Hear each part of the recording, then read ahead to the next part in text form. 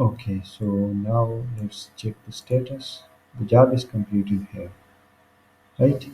Let's close it, and now let's look at the flag here.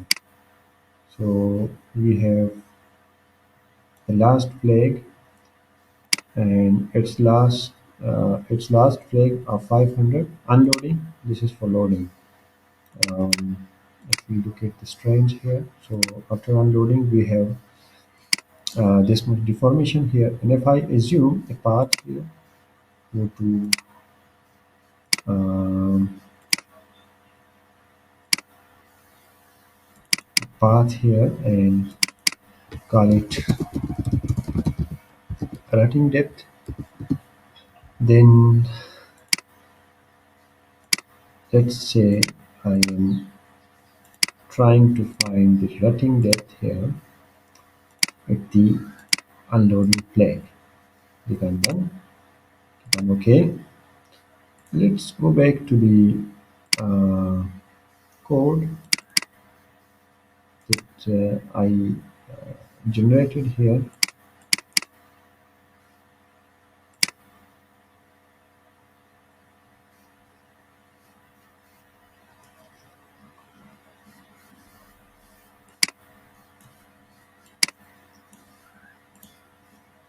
So look at here, in the previous videos I discussed about the uh,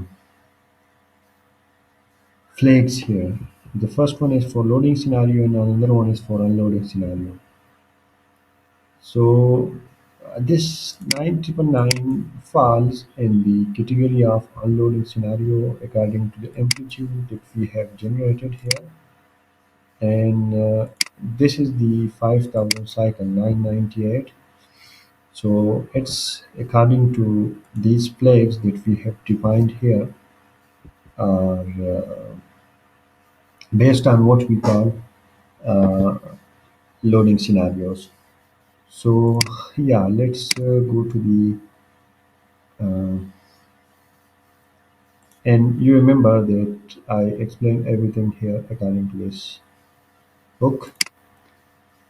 So let's go to the path contour here and let's create the uh, writing profile here. Click on plot, and you can see here we have an exaggerated writing profile here. But since we are talking about the writing depth that is very less, so we can see it's a very um, smaller amplitude of writing here.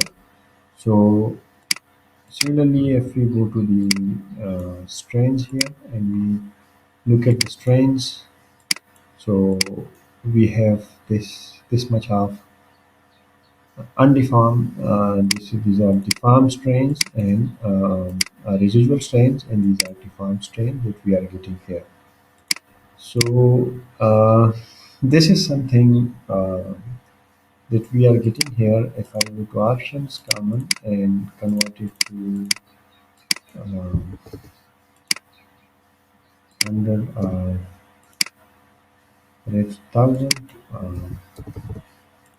5000. So according to the flag definition that we are using here, if I switch to this profile, since those views that those profiles that we are generating here, uh,